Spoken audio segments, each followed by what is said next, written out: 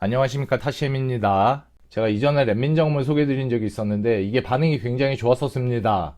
이거는 제가 만든 게 아니죠. 이름만 제가 붙인 거고 유리 형님이 만든 거예요. 이거를 이름을 왜 랜민정음이라고 붙였냐면 누구나 된다는 겁니다. 근데 이게 또 쉽게 들어가기만 하고 끝나면 안 돼요. 성능도 잘 나와야 된단 말이에요. 얘가 3800에 CL16이거든요. 그걸 3800이 아니라 3600으로 했으면 훨씬 더 잘 들어가겠죠. 3200으로 하면 더 잘 들어갈 테고. 근데 그렇게 하는 건 성능이 떨어지기 때문에 의미가 없어요. 그래서 이 범용 세팅이 힘든 겁니다. 그나마 AMD에선 어느 정도 가능합니다. 라이젠은 FCK하고 랭클럭의 비율을 1대1만 생각하면 되거든요. 그런데 인텔은 생각해야 될 게 라이젠보다 복잡합니다. 그리고 보드 간의 편차도 굉장히 크고요. 라이젠은 B550 이상이면 비슷비슷합니다. 그래서 제가 인텔을 위한 범용 램 타이밍 세팅을 만들어 봤는데 그게 램비어 첨가예요.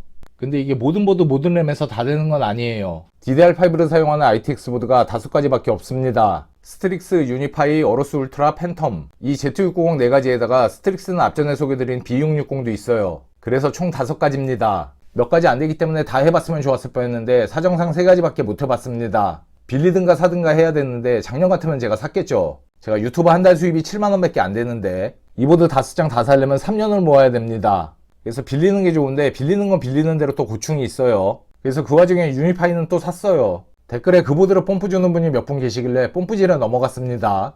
뭔가 거꾸로 된 것 같아. 제 영상을 보신 분들이 뽐뿌로 받아가지고 뭘 사야 되는데 제가 뽐뿌로 받아가지고 아무튼 그래서 ITX 보드 5가지를 다 검증해보진 못했습니다. 하지만 나머지 3가지 보드에서는 테스트 할 만큼 했습니다. 감히 제 생각으로는 검증을 충분히 해봤다고 생각합니다. 물론 그렇게 했다 하더라도 100%는 아닐 거예요. 100%를 만들려면 만들 수는 있어요. 근데 말씀드린 대로 성능도 어느 정도 나와야 되거든요. 그래서 이 3가지 보드에 흑금치 또는 하금치를 사용한 범용 램 타이밍 설정이에요. 그래서 이런 몇 가지 조건만 맞춰주면 따라 넣으면 그냥 돌아갑니다. 그 조건이 뭐냐 하면 이 조건들이에요. 그러니까 이 조건을 갖추고 계신 분은 그냥 따라 넣으시면 됩니다. 보드는 이렇게 3가지 보드로 테스트했어요. 그 나머지 2개 ITX 보드도 테스트해보진 않았지만 만약에 안 되더라도 비슷하긴 될 거라고 예상합니다. 램은 한 짝 죽은 애까지 총 7개로 테스트를 했습니다. CPU는 12400 2개, 12600 1개, 12600KF 1개 거기에 i3 12100F까지 썼습니다. 얘는 박스 색깔이 정말 흐리네요. 아래로 내려갈수록 색깔이 점점 흐려집니다. 펜티엄이나 셀러론까지 내려가면 아예 하얀색이 될 것 같아요. 원래는 벌크가 10,000원이 더 싸길래 벌크를 사려고 했어요. 근데 벌크는 기쿨이 없거든요. 기쿨을 따로 팔더라고. 그래서 기쿨은 얼마에 파나 봤더니 기쿨 값이 10,000원이에요. 야, 진짜 이전 세대에 비해서 기쿨이 요만큼 더 좋아지긴 했죠. 그 틈을 안 놓치고 또 기쿨 값을 그렇게 올려버리네요. 하여튼 장사 잘합니다. 욕하는 거 아니에요. 아무튼 그래서 벌크를 사나 정품을 사나 차이가 없어요. 제가 계속 가지고 쓸 거면 벌크를 사는 게 맞죠. 어차피 기쿨 쓰지도 않으니까. 근데 테스트 끝나면 바로 팔 것 같은데 팔기에는 정품이 낫죠. AS도 길고요. 그냥 막 산 건데 하필 코있게 걸렸네요. 2글자가 좋습니다. 얘를 구입한 목적은 하나입니다. 램비어 첨가가 얘로도 돌아가면 CPU는 어떤 CPU를 끼워도 돌아갈 가능성이 높다는 얘기예요. 이렇게 3가지 보드와 5가지 CPU로 테스트했습니다. 램은 흑금치 4짝하고 여긴 없지만 시금치 2짝, 죽은 한 짝까지 합치면 총 7개로 테스트를 했어요. 그 중에 최악의 조합을 골라서 걔네들로 테스트를 한 거예요. 보통은 제일 좋은 걸 찾죠. 저는 제일 최악의 조합을 찾아봤습니다. 그 극악의 조합으로도 성공을 해야 다른 분들도 될 가능성이 높으니까. 보드는 예상하셨겠지만 셋 중에선 얘가 제일 안 좋아요. 그 안 좋다는 게 구리단 얘기가 아닙니다. 이 셋 중에서 상대적으로 안 좋다는 거지 얘도 예술이에요. 그리고 거꾸로 얘네들이 얘보다 못하면 안 되죠. 그러면 이 셋 중에선 뭐가 제일 좋으냐? 그건 비밀입니다. 이 중에 제 돈 주고 산 건 하나밖에 없기 때문에, 그리고 또 어떤 램을 끼우느냐에 따라서 결과가 달라지기 때문에 비교의 의미도 없어요. 튜닝램에서는 또 다른 결과가 나올 수도 있습니다.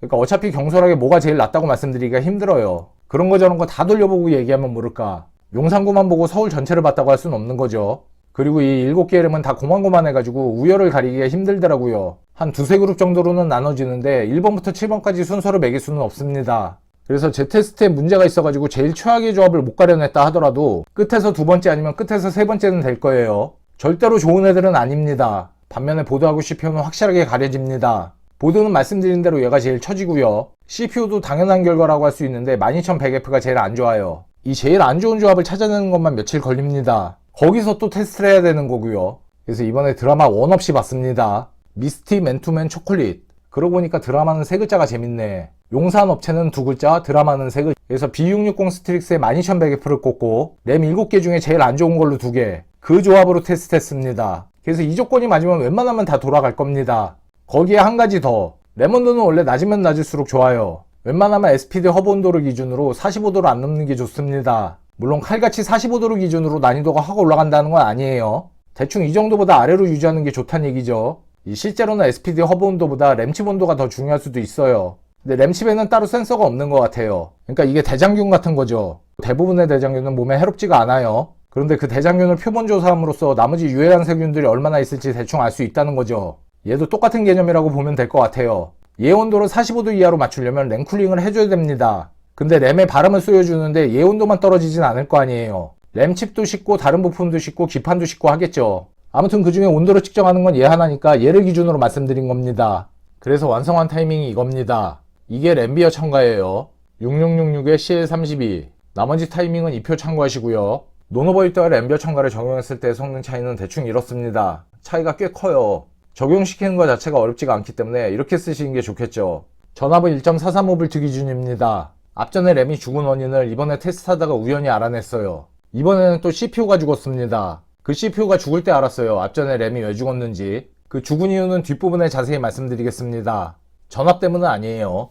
1.435 정도는 걱정 안 하고 넣으셔도 됩니다. 차라리 램의 안전보다는 온도 있죠. 아까 말씀드린 대로 온도가 너무 높으면 오히려 힘듭니다. 낮은 전압에서 오히려 에러가 안 뜰 수도 있어요. 그런 경우는 에러의 원인이 온도 때문입니다. 어쨌든 이번 테스트는 1.435V로 한 거예요. 가장 수율이 안 좋은 램 두 짝하고 12100F. 그래도 이 정도는 돌아간다는 거예요. 이건 지금 유니파이로 돌린 건데 이 보드에서는 심지어 이 조합으로도 더 높게 들어갑니다. 이 이상 안 들어가가지고 이렇게 뽑은 게 아니에요. 램비어 첨가의 첫 번째 목적은 누구나 쉽게 들어가야 됩니다. 개나 소나 다 되는, 여러분들이 개나 소라는 건 아니고 여러분들이 가지고 있는 램이 개나 소라는 거죠. 그 범용성이 중요한 거예요. 혹시 이 보드에서만 돌아가는 거 아니냐? 이게 지금 유니파이로 돌린 거고요.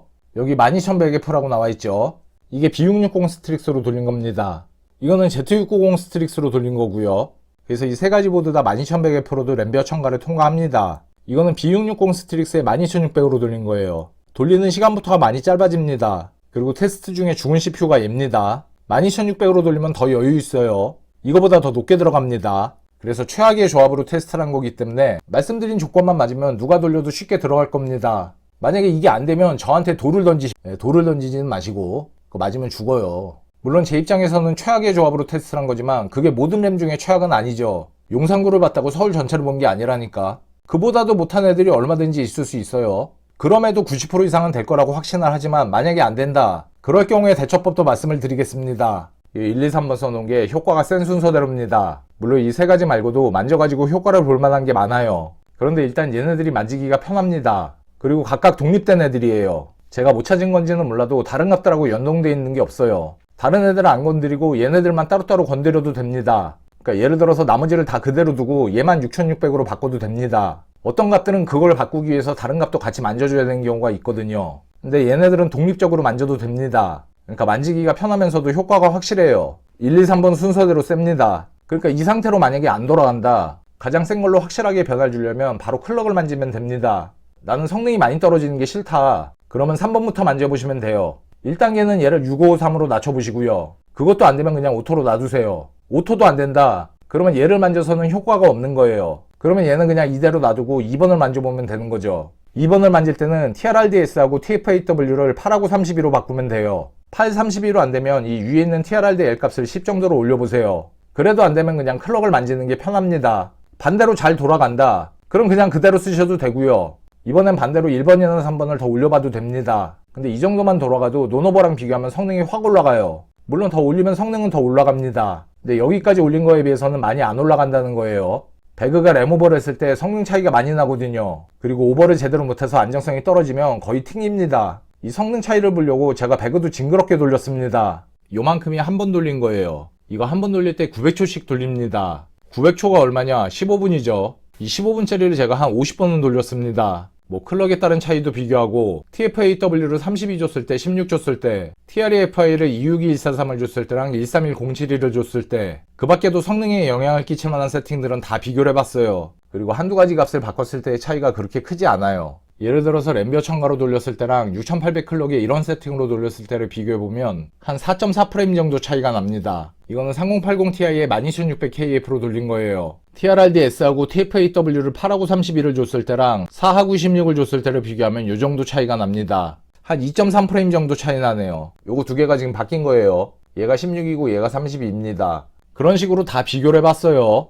논오버 상태랑 비교하면 50프레임 이상 차이가 납니다. 그래서 램비어 첨가가 최적의 세팅이라고 말씀드릴 순 없지만 꽤 괜찮은 성능이 나오는 무난한 세팅인 건 맞습니다. 제가 일일이 다 테스트를 돌려봤기 때문에 들어가면 그냥 믿고 쓰시면 됩니다. 그러니까 이대로 똑같이 따라해서 안 돌아갈 때 제일 쉽고 빠른 방법은 얘를 6600으로 낮추는 겁니다. 6600도 안 돌아간다. 그러면 저한테 돌을 던지지는 마시고 맞으면 죽는다니까. 6600도 안 들어가면 6400으로 하시면 되겠죠. 6400은 진짜 100%일 거예요. 6400도 안 들어가면 그땐 진짜로 저한테 돌을 던지지는 마시고 램을 던지세요. 땅바닥에다가. 그게 램입니까? 램은 영어인데 그런 물건을 부르는 말은 순우리말로 있어요. 쓰레기라고 있죠, 쓰레기. 그거는 램이 아니에요. 쓰레기지.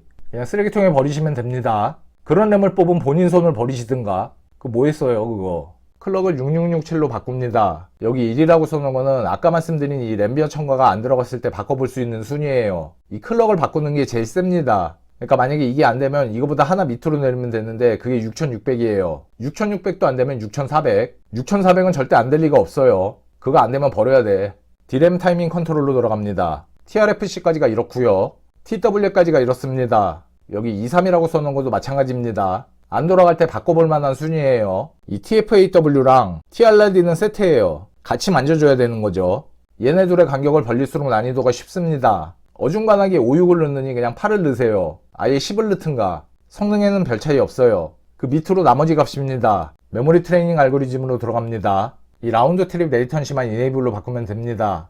이걸 왜 바꾸냐는 질문을 하신 분이 있었었는데 난이도가 쉬워져요. 원래는 10세대에서 11세대로 넘으면서 알텔하고 IOL 값을 바꿀 수가 없게 됐거든요. 그래서 얘를 이네이블로 바꾸면 걔네들이 알아서 적당히 쪼여지기 때문에 얘를 바꿨었어요. 근데 지금은 그 이유보다는 얘를 바꾸면 더 잘 된다는 게 커요. 보드에 따라서 차이가 있지만 얘를 안 만져도 알텔 IOL이 이미 쪼여져 있는 경우가 많아요. 얘를 만져야 쪼여지는 보드들도 있긴 있고요. 얘를 안 만져도 알텔 IOL이 이미 쪼여져 있는 경우가 있는데 굳이 얘를 만지는 이유는 난이도가 확실히 쉬워집니다. 오토로 놔뒀을 때에 비해서 차이가 생각보다 큽니다. 제 시스템에서는 이 램비어 첨가가 실패한 적이 없거든요. 어떻게 하면 실패를 하는지 또 이거저거 바꿔가면서 넣어봤습니다. 이 조합에서 라운드 트립 레이턴시를 오토로 놔두면 실패합니다. TM5 10회전 기준으로 에러가 4개가 뜨더라고요. 이건 그 상태로 한번 돌려본 거예요. 서드 타이밍은 이렇고요. 그 나머지 세팅입니다. TXP하고 PPD는 바꾸고 싶은 분들은 이렇게 바꾸시면 되고요. 전원 세팅은 다른 건 손대지 않고 얘네들만 바꿨어요. VDD하고 VDDQ를 1.435V로 바꿉니다. 이러면 끝이에요. 다 된 겁니다. 자, MSI 보드도 마찬가지입니다. 일단 램클럭을 6666으로 맞추시고요. 어드밴스드 D램 컨피그레이션으로 들어갑니다. D램 트레이닝 컨피그레이션으로 들어갑니다. 라운드 트립 레이턴시만 이네이블로 바꾸고 다시 나갑니다. 메인 타이밍은 이렇게 맞춥니다. 서브 타이밍인데 MSI 보드는 TWR하고 TRTP가 48하고 12까지밖에 안 들어가요. 근데 지금 넣으려고 하는 값이 각각 12하고 6이란 말이에요. 여기서는 그렇게 안 들어갑니다. 일단 다른 세팅들은 이렇게 맞추고 나머지는 그냥 오토로 놔두세요. 이 아래에서 바꾸면 되는데 바꾸는 방법이 있습니다. 이 TCW 값이 있죠. 여기다가 8을 더합니다. 28에 8을 더하면 36이죠. 거기에 본인이 원하는 TWR 값, 저는 11을 넣고 싶거든요. 그럼 36에 11을 더하면 48이죠. 그 48을 TWRPD에 입력해주면 됩니다. 이 아래쪽에 있는 항목이에요. 일단 TXP하고 PPD는 무시하시고 이건 뭐 이렇게 해도 되고 안 해도 됩니다. TRD 프리는 TRTP하고 그냥 1대1로 대응하는 것 같아요. 그러니까 원하는 TRTP의 값이 6이면 여기다가 6을 입력하면 됩니다. 얘는 아까 말씀드린 피타고라 시험의 정리대로 입력하시면 돼요. 그러니까 이렇게 입력을 하시면 되겠죠. 이렇게 하면 TRTP하고 TWR이 6하고 12가 들어갑니다. 그러니까 만약에 내 CWR 값이 32다. 그리고 내가 원하는 TWR 값은 10이라고 치면 32 더하기 8 더하기 10, 50이죠. 그 경우에 여기다 50을 입력하면 TWR이 10이 들어갑니다. 그런 식으로 하면 되는 거예요. 턴어라운드 타이밍은 이렇게 맞춥니다. 그리고 전압은 마찬가지로 이 두 가지만 만지면 됩니다. 이렇게 하시면 세팅은 다 끝난 거예요. 이렇게 12하고 6이 들어간 걸 확인할 수 있습니다. 이 피타고라 시엠의 정리가 아수스 보드에도 적용이 됩니다. 근데 멤티 킷으로 보면 얘랑 결과가 달라요. 15인가 17인가 그렇게 뜹니다. 둘 중에 뭐가 맞느냐? 사실 얘나 불완전한 거는 마찬가지입니다. 이건 지금 삼성 걸로 한 거예요. 여기는 15로 나오죠. 아수스 보드는 바이오스에서 TWR을 직접 입력할 수가 있거든요. 12라고 입력을 해도 얘는 15라고 떠요. 얘는 12로 맞게 뜨고. 만약에 이게 맞는 거라면 보드가 잘못된 거죠. 그래서 얘도 불완전한 게 많아요. 얘도 마찬가지고. 근데 TWR은 얘가 맞는 것 같습니다. 이거는 혹시 삼금 치료해도 되나 한번 해본 거예요. 해도 되나? 결론은 비슷하겠는데도 똑같이는 안 됩니다. 6666까지는 들어가는데 타이밍이 잘 안 쪼여져요. 3금치 쓰시는 분들은 참고만 하시면 되겠습니다. 제가 램을 뺄 때 항상 1번부터 뺍니다. 뺄 때 걸쇠에 항상 이런 식으로 손이 간단 말이에요. 이렇게 한 다음에 원래는 이렇게 제껴가지고 들어올리죠. 근데 여기 손가락이 닿을 때 전기가 팍 튀는 거예요. 이쪽이 다 플라스틱인데 여기를 만지는데 전기가 오르는 경우가 흔하지 않거든요. 근데 요즘 들어서 이 부분에서 전기 오르는 경우가 많았어요. 전기가 좀 약하게 튈 때는 소리도 작아요. 근데 세게 튈 때는 탁 소리가 납니다. 그 소리와 손에 느껴지는 감각으로 봤을 때 어두운 데서 봤으면 불꽃까지 튀는 게 보였을 거예요. 이 보드에 남아있던 잔류전기인지 제 몸에 있던 정전기인지는 잘 모르겠습니다. 아무튼 그렇게 강력하게 튀고 난 다음에는 얘가 죽든 CPU가 죽든 둘 중에 하나는 죽어요. 두 번은 CPU가 죽고 한 번은 램이 죽었습니다. 세 번째로 죽은 게 CPU예요. 그리고 그 세 번째로 CPU가 죽을 때까지 원인이 뭔지 몰랐어요. 그러던 차에 여기를 만지는데 전기가 세게 팍 튀니까 야 이것도 혹시 램 죽는 거 아니야? 이렇게 생각을 했죠. 근데 진짜로 부팅이 안 되네. 저는 그때까지만 해도 램이 죽었는 줄 알았어요. 며칠 전에도 램이 하나 죽었으니까요. 요 자리에 있는 램이야.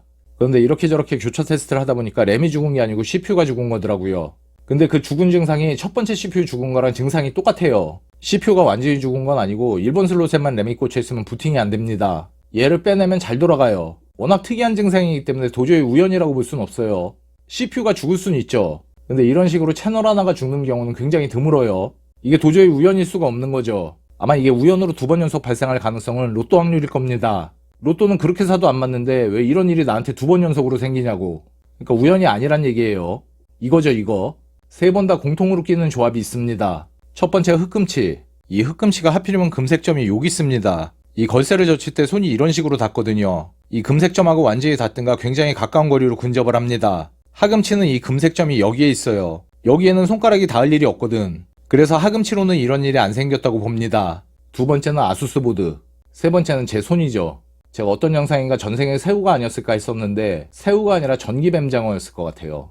제가 인간 전기뱀장어예요. 이놈의 정전기가 얼마나 많이 오르는지 겨울에는 미안해서 고양이들을 못 만지겠어요. 그래서 이런 것도 차고 다녀요. 이게 정전기로 막아주는 손목 밴드예요. 이거라도 끼고 있을 거를. 원래 얘가 연인들 만날 때 쓰라고 홍보하는 제품이. 그래서 용의선상에 있는 건 세 가지입니다. 이 셋 중에 범인이 뭐냐? 제가 찾아내려면 찾아낼 수 있습니다. 근데 그 과정에서 몇 개는 또 죽어야 돼요. 최소한 서너 개는 죽어야 범인을 찾아낼 수 있을 것 같습니다. 근데 찾아내면 또 뭐 할 거냐고. 근본적으로 이런 일이 안 생기게 하는 대책은 알고 있으니까 그것만 실천해도 이런 사고가 안 생깁니다. 파워 스위치를 끄고 나서 하면 돼요. 그게 파워 스위치를 꺼가지고 잔류전기를 다 방전시킨다는 의미도 있지만 그보다는 그 파워를 손으로 만진다는 게 중요해요. 보드랑 케이스랑 파워는 접지가 다 연결이 돼 있습니다. 셋이 한 덩어리예요. 그래서 범인이 잔류전기든 제 몸의 정전기든 간에 걔를 만지면 다 해소가 됩니다. 스파크가 거기서 미리 튀어버리는 거죠. 그래서 사실 잔류전기가 완전히 없어질 때까지는 한 몇 초 기다려야 되는데 그거 기다릴 필요도 없어요. 그냥 파워 만진 다음에 바로 만져도 돼요. 물론 보다 안전하게 하려면 몇 초 기다리는 게 좋겠죠. 이게 순서대로 이렇게 죽은 거예요. 불과 한 달 정도 사이에 다 일어난 일입니다. 근데 마지막으로 얘가 죽기 전까지는 왜 죽었는지 원인을 몰랐어요. 똑같은 게 죽은 게 아니고 하나는 CPU고 하나는 램이잖아. 같은 이유로 죽었을 거라고는 전혀 생각을 못하죠. 특히 이거는 저 때문에 죽었을 거라고는 정말 생각도 못했습니다. 이거는 쓰다 죽은 게 아니고 받자마자 죽었거든요. 얘는 처음부터 죽어 있었던 걸로 잘못 알았죠. 근데 얘까지 죽고 보니까 이 세 가지가 전부 같은 이유로 죽은 거더라고요. 원래는 제가 진짜 FM대로 조립을 하는 사람인데 어느 순간부터는 그냥 대충 하게 되더라고요. 그냥 해도 별일 없으니까. 그래서 요즘엔 CPU 갈아 낄 때 빼고는 전원 안 꺼요. 램하고 글카는 그냥 안 끄고 갈아 낍니다. 그래도 한 번도 그렇게 죽은 적이 없었거든요. 그래서 부품들도 한번 의심을 해보는 거예요. 손이야 맨날 똑같은 손이죠. 언제는 정전기가 안 올랐겠냐고. 근데 이 중간중간에도 램을 수도 없이 갈아 꼈어요. 약하게나마 스파크가 튀는 걸 느꼈던 적은 많죠. 근데 운이 좋으면 아무 일도 없는 거고 운이 나쁘면 램이 죽는 거겠죠. 운이 많이 나쁘면 CPU가 죽는 거고 아주 운이 나쁘면 둘 다 죽겠죠. CPU하고 램이 서로 연결돼 있으니까요. 그나마 얘하고 얘는 죽은 거 그냥 바꾸면 그만이에요. 문제는 얘입니다. 얘네들이 더 최근에 죽은 건데 얘네들은 며칠 날 죽었는지 날짜를 정확하긴 몰라요. 근데 얘는 죽은 지 한참 됐는데 어떻게 이 날짜에 죽은 걸 기억하는지 아십니까? 이게 딱 이날이거든요. 이거 큐버 시스템 너무 약 올리는 것 같아서 이 수첩을 다시는 안 꺼내려고 했는데 아무튼 이날이 금요일입니다. 그래서 이날 낮에 큐버 시스템에 갔더니 스팸이 산더미처럼 그래서 이날 낮에 큐버 시스템에 갔더니 흑금치가 있길래 받아왔거든요. 그러니까 흑금치를 처음으로 만진 날도 이날이에요. 그리고 이날 저녁에 빌드9 한 대표한테 김을 전달받았습니다. 근데 이 김을 받을 때 김만 받은 게 아니에요. 그 SP99짜리 12900K를 구했는데 저한테 살 거냐고 물어보더라고요. 그래서 오케이 했더니 김이랑 CPU를 들고 이날 우리 집까지 왔어요. 근데 그 CPU를 뽑는데 85만원이 들었다고 하더라고요. 그 정도 비용 들어가는 건 당연히 인정합니다. 85만원을 들여서 99짜리를 뽑을 자신이 있냐고 물어본다면 저는 없어요. 그래도 흥정은 해봐야죠. 그래서 이런 경우에 쓸 수 있는 용어가 딜이란 말도 있고 협상이란 말도 있는데 쇼부라는 단어가 제일 잘 어울릴 것 같습니다. 쇼부를 깠죠. 설마 나한테 85만원을 다 받겠다는 거냐. 그래서 최종 협상안이 제가 쓰던 SP91짜리에다가 40만원을 얹어주는 거, 그렇게 쇼부를 받습니다. 그리고 SP만 보고서는 실제 수율을 모르잖아요. 제가 원래 쓰던 것보다 못할 수도 있는 거예요. 그래서 한 가지 조건을 더 붙였습니다. 이번 연휴 동안 써보고 결정하는 걸로 했어요. 그래서 이날이 금요일인 걸 알아요. 이 다음 날부터 설 연휴가 시작이거든요. 그 다음 주 수요일까지 연휴였죠. 연휴 기간 동안 테스트를 해보고 있다고 한 거지만 연휴 기간 내내 할 일은 없고요. 그렇게 테스트가 길어지면 말짱 꽝이에요. 그렇게까지 선택에 어려움을 겪을 정도라면 40만원을 더 주고 살 이유가 없죠. 진짜 좋은 애라면 꽂자마자 압니다. 근데 꽂자마자 안 돌아가. 그리고 이 흑금치를 같이 끼웠습니다. 근데 생각을 해보니까 원래 쓰던 램으로 테스트를 해야 의미가 있겠더라고요. 그래서 얘를 빼고 하금치를 끼웠습니다. 그리고 나서 첫 부팅을 하는데 부팅이 안 돼. 그래서 이렇게 저렇게 테스트를 막 하다 보니까 얘가 죽었더라고요. 이게 진짜 굉장히 애매한 상황이에요. 판 사람은 멀쩡한 물건을 줬는데 산 사람은 끼우자마자 안 돼. 이거 옛날에 무슨 그 장터에서 이런 비슷한 일이 있었던 것 같은데 그거 어떻게 해결이 됐는지 모르겠습니다만 그 뚜따 CPU도 마찬가지고 얘도 마찬가지예요. 정상적인 애라면 죽었으면 바꾸면 그만이에요. 근데 뚜따 CPU는 죽으면 끝이에요. 그냥 버려야 됩니다. 얘는 뚜따 CPU가 아니기 때문에 바꿀 수는 있지만 바꾼다고 또 99짜리가 나오겠냐고요. 야, 이게 진짜 난감하더라고요. 물론 이걸 제가 죽였다는 거 알았으면 당연히 제가 떠안습니다. 근데 꽂자마자 안 돼요. 다들 아시겠지만 이전에 사용하던 CPU를 오버클럭을 많이 해서 사용을 했다 하더라도 새 CPU를 끼우면 일단은 초기화 상태로 부팅이 되거든요. 그러니까 CPU를 끼우자마자 부팅이 안 된다는 거는 원래부터 죽어 있었다는 것밖에 말이 안 돼요. 제 입장에서는. 근데 죽은 CPU를 저한테 갖고 왔을 가능성은 그것도 전혀 없거든요. 비싼 기름값 내버려가면서 왜 그런 실없는 짓을 하냐고. 그래서 바로 연락을 했어요. 이거 죽었다고. 근데 내가 죽인 건 아니라고. 그래서 이때는 그냥 결론이 없던 거래가 되고 말았습니다. 지금 생각하면 한 대표 입장에서는 정말 빡치는 상황이죠. 그래서 그 첫 번째 CPU도 죽인 사람이 저더라고요. 처음에는 내가 그런 게 아니라고 그랬었는데 보니까 범인이 나야. 그래서 미안해가지고 전화를 했어요. 야, 이거 보니까 내가 죽인 것 같다. 그랬더니 그건 됐고 이제 앞으로 그 이상으로 앵벌이 시키겠답니다. 지은 죄가 있는데 시키면 해야죠. 충성. 월드컵 때까지 앵벌이 뜰게. 혹시나 한국이 우승하면 종신계약 해주. 야, 지장. 식빵입니다. 여기는 보통 제과점하고 다릅니다. 다른 빵은 안 팔고 식빵밖에 안 팝니다.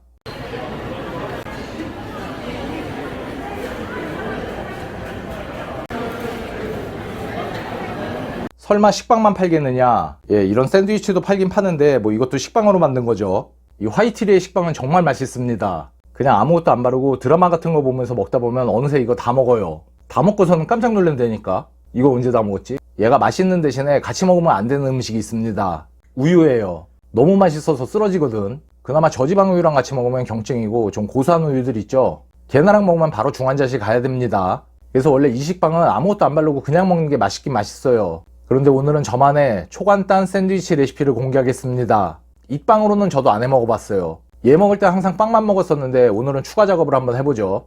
뭐 재료 소개라고 해봐야 여기 보이는 게 다예요. 식빵, 딸기잼, 마요네즈, 사과. 그리고 웬만한 가정에는 이 세 가지 중에 적어도 두 가지 정도는 있을 가능성이 많아요. 셋 다 있으면 완전 땡큐죠. 사과는 이 정도 두께로 썹니다. 한 5mm 정도 되겠네요. 식빵 두 쪽을 꺼냅니다.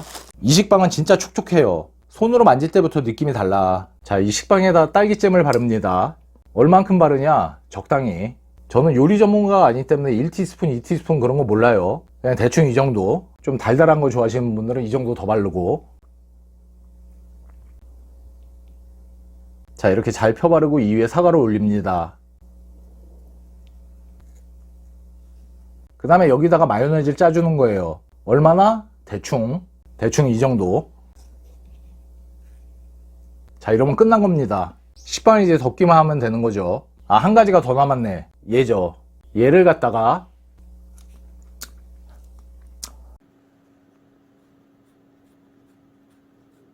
자, 이렇게 깨끗하게, 예. 이게 진정한 마지막 단계입니다. 그리고 먹으면 되는 거죠. 별재료 안 들어가서 맛이 없을 것 같죠? 드셔보세요.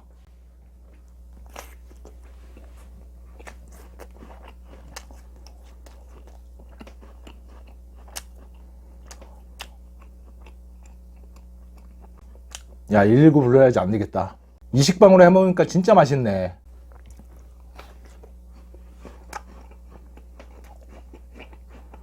아무래도 제가 샌드위치 집을 하나 차려야 될 것 같아요. 순삭 토스트 벌써 있나?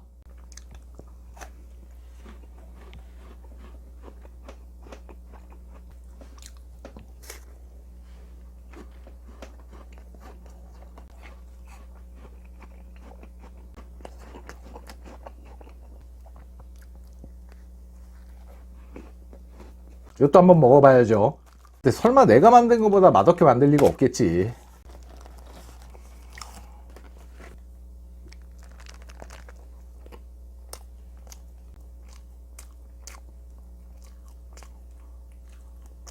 갤럭시 볼텍스 윈드 팬 4개하고 케이스입니다. 새 케이스인데 전면 팬 2개를 띄어내가지고 팬이 없어요. 이 케이스인데 새 걸 사자마자 200mm 팬 2개를 띄어냈습니다. 그래서 이 자리에 아무것도 없어요. 이 컨트롤러까지 같이 띄어낸 거예요. 나머지는 손도 안 댔습니다. 얘네들을 달아서 쓰시면 되겠습니다. 원래 용도도 케이스 팬이에요. 동작시켰을 때 모습이에요. 이 팬입니다. 이거 한 개는 테스트하느라고 개봉했고요. 이거 3개는 안 뜯은 새 겁니다. 케이스 전면에 3개, 후면에 1개 달으시면 될 것 같네요. RGB 케이블은 서로 연결해서 보드에 1개만 꽂으시면 되고요. 펜 케이블은 하나씩 따로 꽂으려면 좀 복잡할 것 같네요. 이거 뭐라 그래야 돼 이거? 2가닥이면 그냥 Y 케이블이라고 하면 되는데 이런 Y자는 없지. 3인원 케이블? 아무튼 3가닥 분기 케이블. 펜만 필요해서 신청하시는 분이 있을 수 있죠. 당첨된 분이 케이스는 필요 없다고 하시면 펜만 보내드리겠습니다. 따로 말씀 안 하시면 같이 보내드리고요. 자, 오늘의 암고는 갤럭시입니다. 갤럭시는 한 적이 없지 아마? 갤라즈는 한 적이 있어도 갤럭시는 한 적이 없는 것 같아요. 오늘의 암고는 갤럭시입니다. 자, 오늘 영상은 여기까지입니다. 민씨 자꾸 밖에서 시끄럽게 굴 거야? 조용히 할 거야, 안 할 거야?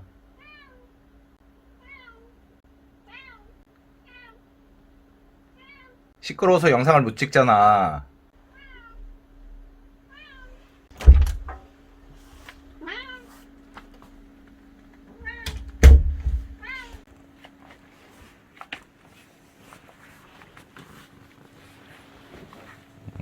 침대에 폴짝 올라가가지고 이놈의 고양이가.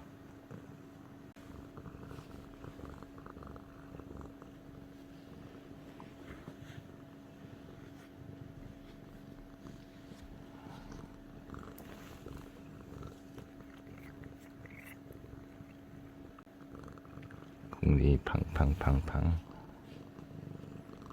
공디 팡팡팡팡.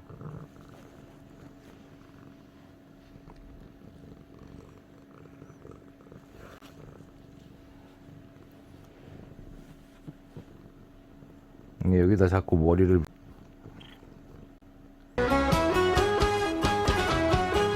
사랑이 야속하더라.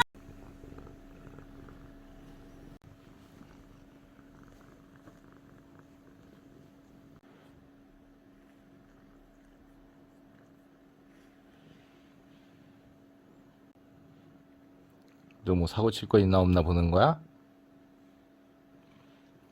또 사고만 쳐봐 아주.